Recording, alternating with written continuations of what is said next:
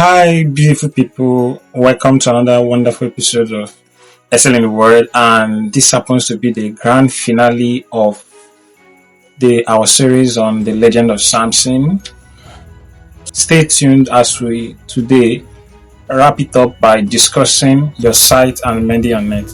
A man who once carried gates upon his shoulders, yet could not guard the gates of his own eyes. Strength without sight, his power working toward destruction. For the enemy first blinds the vision before he buries the destiny. But heaven still whispers, repair what was torn, mend your net. For broken nets cannot hold great harvests, and wounded vision cannot guide mighty men. Then Samson rose one final time, not merely with strength, but with purpose reborn. This is the grand finale.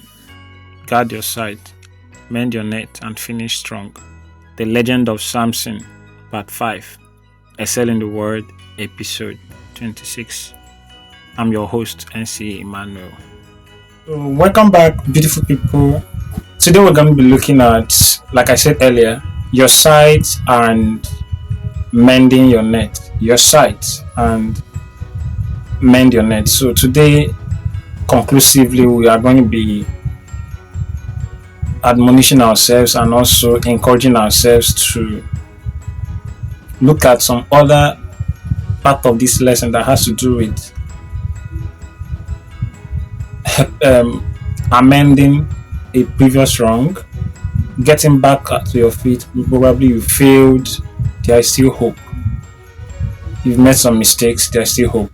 So stay tuned. So the first one is your sight. Of course, we've looked at dealing with your weakness, guarding your pillars, reconnecting to your source, and of course, embracing the strategies that have brought you so far and not letting go of them because you've won. Avoiding the I have arrived mentality and so on. There are also more lessons to learn from the life of Samson, like discipline and so on.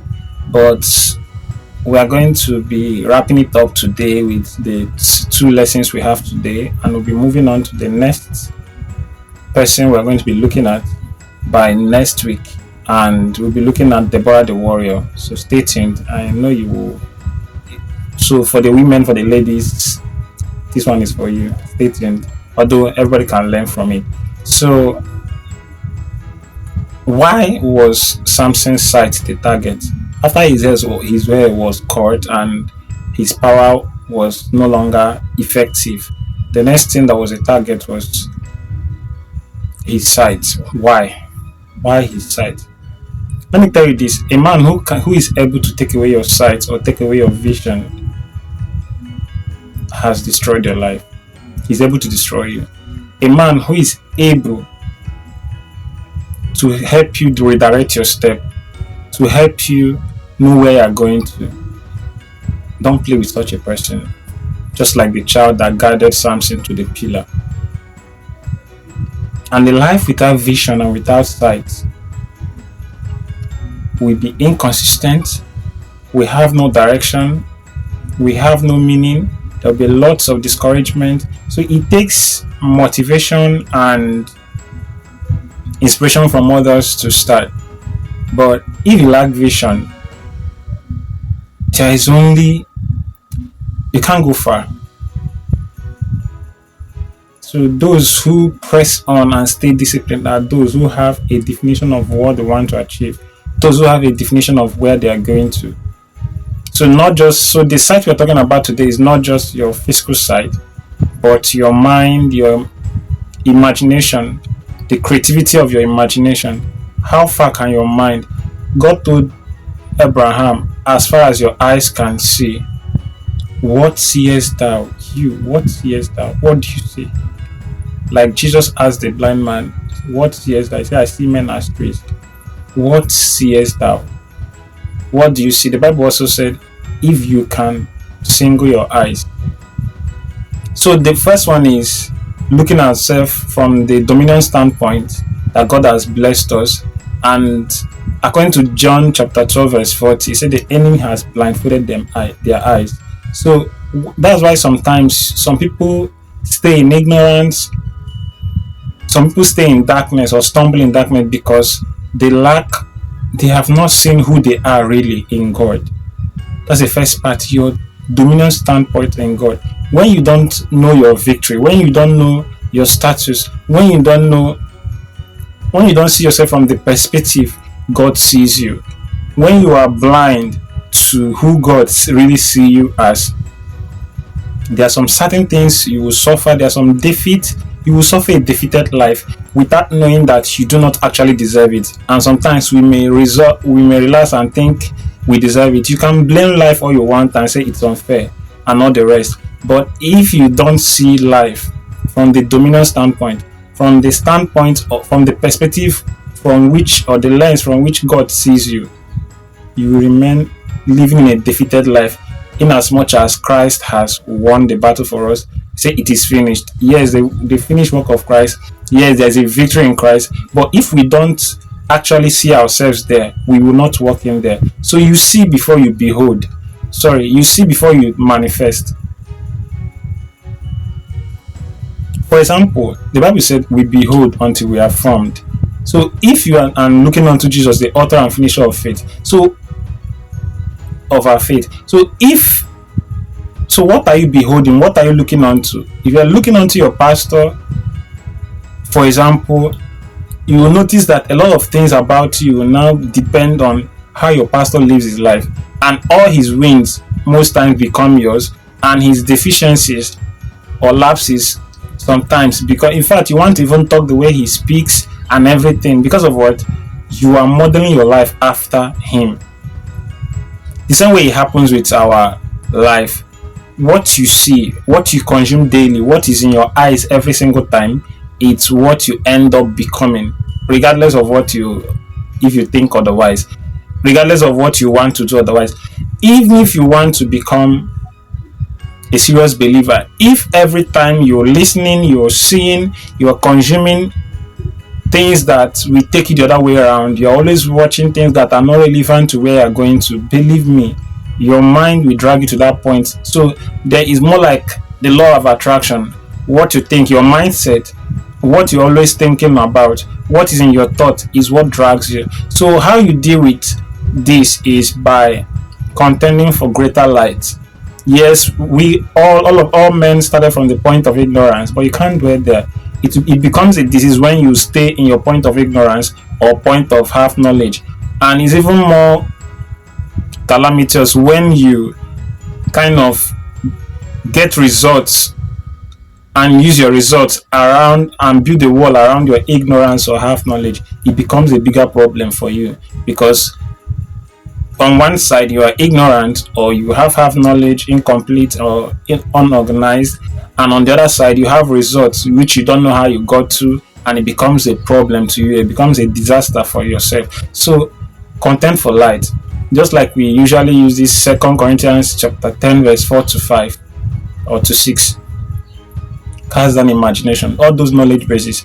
You contend for greater light, for more organization, and use it to debase those thoughts or those belief systems, which is the process of transformation.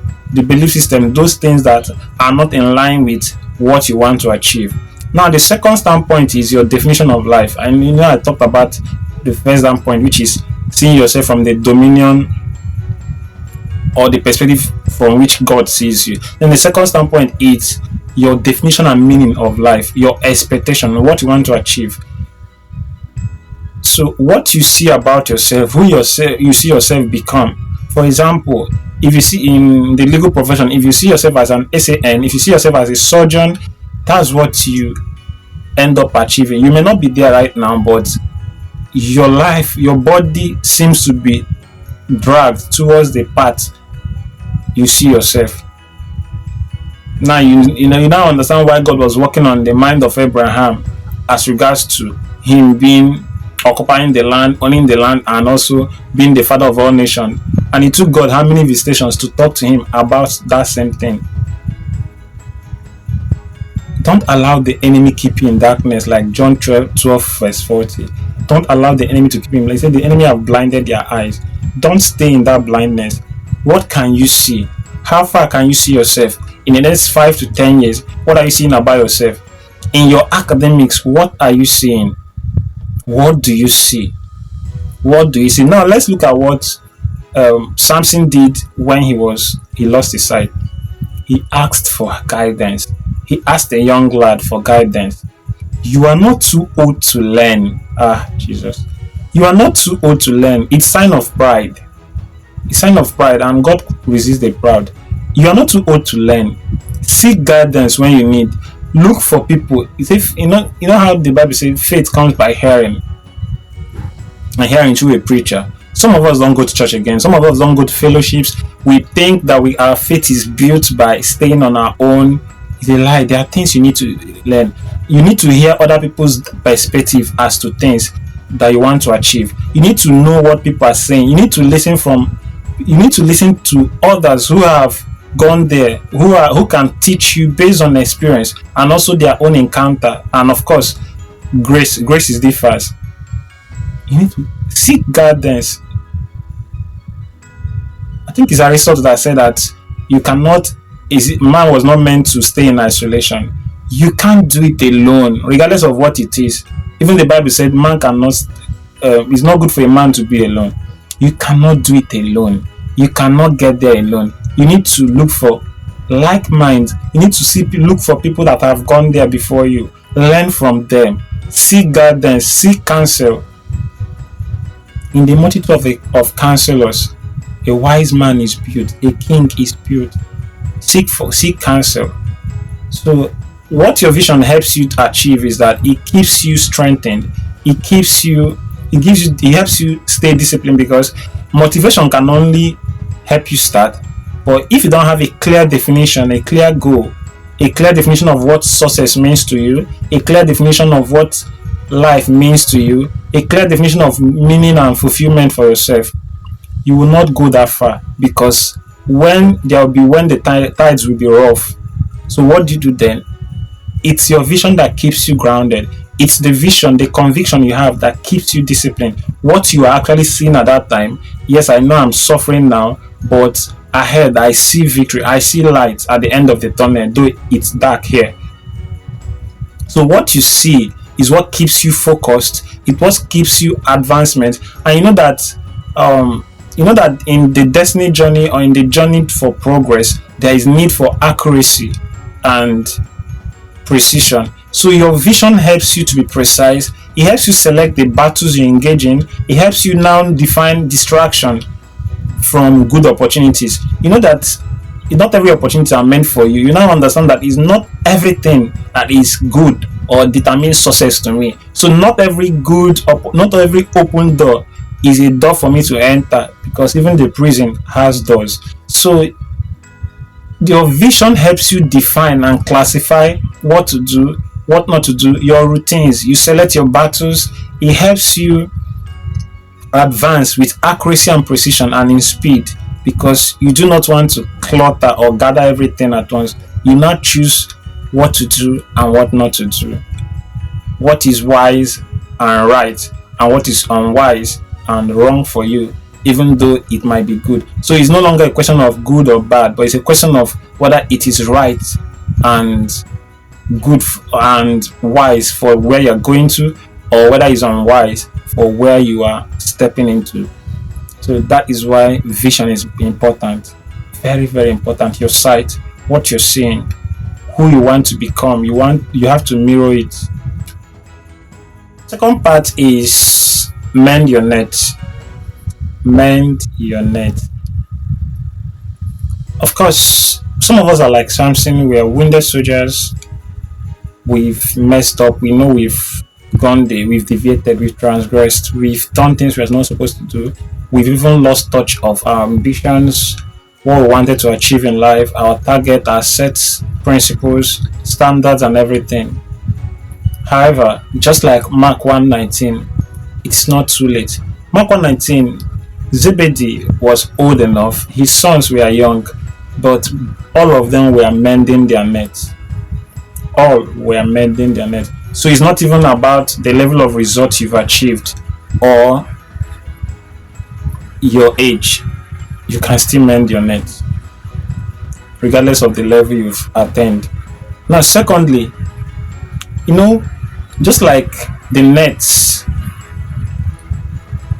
maybe through battles in the during fishing time, through battles with fishes and everything, probably a fish oversized or even undersized that tends to tear the net into pieces. Through carelessness, through negligence, there's a lot of reasons why nets can tear or wreck in the sea or during fishing exercise. However, if you're a good fisherman, a good fisherman inspects his net after fishing. Before he goes forth for the next fishing, he mends the wrecked part so that it won't affect his catch in the deep blue. Now, I hope this sets the tone to what we're going to be looking at in the next few minutes as we wrap up this series. So, mending your net, Samson knew that he has missed his part. He has messed up as a judge of Israel. He has done things he was not supposed to be done, and he was caught in the camp of the enemy. Something has to be done. So, what can we do when our net is broken? When our tools, when our destinies, when there are lapses to the tools and instruments God has given to us, or the instrument that we are supposed to use to actualize destiny, when we've missed our way, when we've done something wrong. First and foremost, we must be self-aware. I think self-awareness is like almost the first step in everything. Acknowledging that there is actually a wreck. Acknowledge your state. The worst thing that can happen to you, like I said when I was talking about your site, is when you use your result as a wall to your ignorance, to your actual state. So you use it as a wall of defense to defend whoever you are. When you build a defense or a wall around your ignorance, around your state, that's the worst thing that can happen to you. And it's just like or let me rephrase it, if you, so that it will suit better what I'm going to say next. The worst thing that can happen to you is not even knowing what is wrong with you. It's not knowing that you're sick and you don't know what is wrong with you. If you don't believe you are sick, you can't even go to the hospital. Then the next step is now knowing what is wrong. And this is the part now the doctor has to play. The worst headache the doctor can have is not knowing the definition of your sickness, not knowing what is wrong with you. So if you don't know and your doctor can't find that, there's a big problem, because you can't commence treatment without first of all knowing what is wrong with you. And this requires retreat. This requires reflection, a lot of reflection. Go sit down, reflect on what is actually wrong, on your actual state. What did I get wrong? What is wrong with me? How did I get it wrong? So when you now discover that something is wrong, you can be able to mend it. So the first step is awareness, acknowledging that something has gone wrong, acknowledging that there is something that needs to be fixed, acknowledging your state, knowing your state actually. Then the next step is, why did it go this way? What did I miss? What did I not do? What did I omit? What did I do? As simple as this sounds, it can save you a lot of years ahead, a lot of years of wastefulness ahead, if you can to conduct a self-analysis of why you missed it. Even if you are winning, why did I get it right the moment when I was getting it right, and why did I get it wrong at this point in time? That's the principle for consistency. Always analyze yourself. An unexamined life is not worth living at all. According to Socrates, you must examine your life at every single time. Paul's epistle to Corinthians talks about examining yourself. It's important to examine yourself. Conduct self-analysis every single time.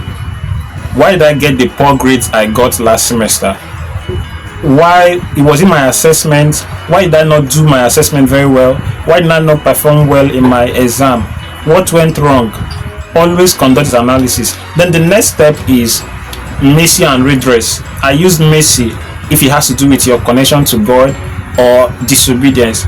Seek mercy. Seek for forgiveness. That's the first step of mercy.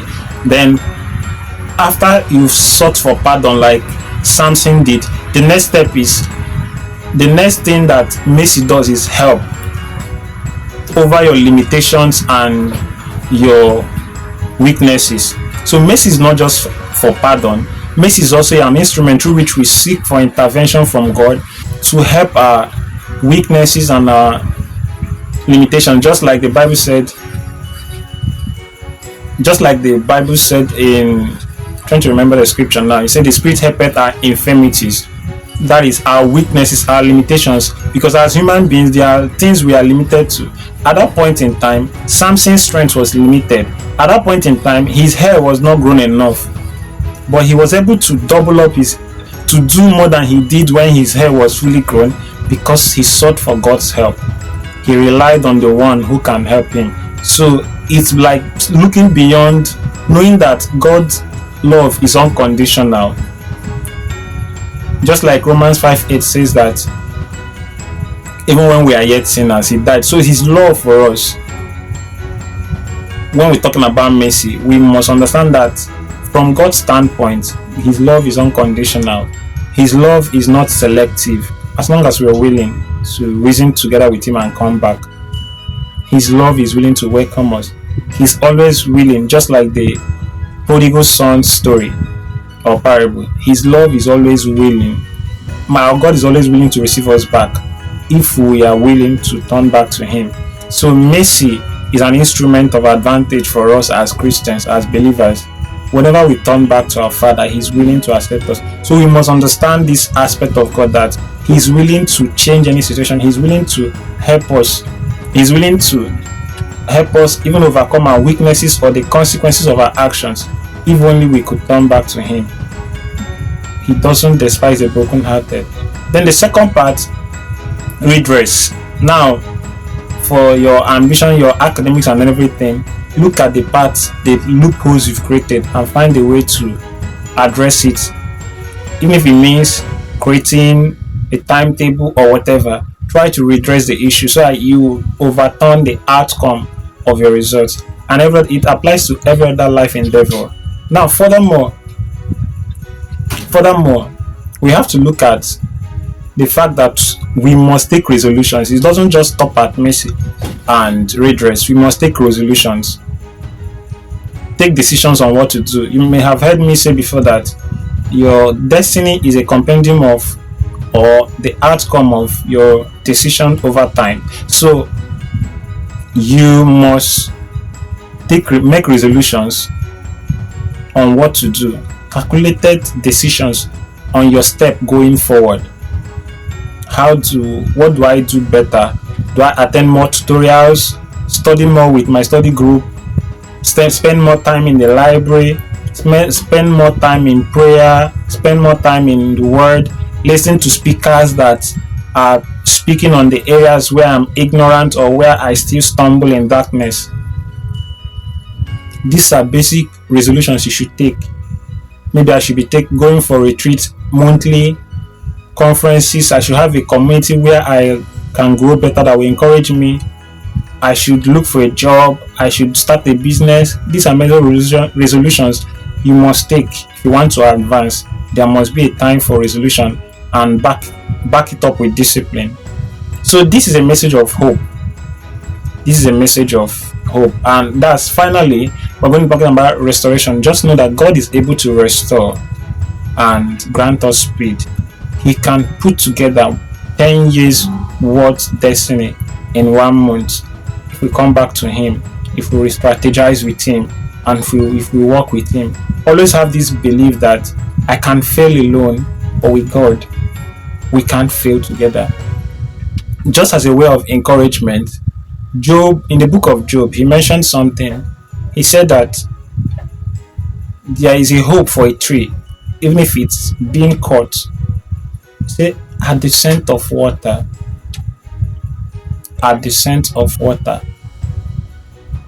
Even though the roots wax old, he said, at the scent of water, it can rise again. Remember that the same God is the same God in Ezekiel 37. So even dead soldiers, even dead woods Deadbeats can rise again. Mend your net. Mend your net. So even if I've fallen, I can rise again. I may have been blind before, but now I see. I see clearly what my life is going to be, what I want for my life, no longer what others want for my life.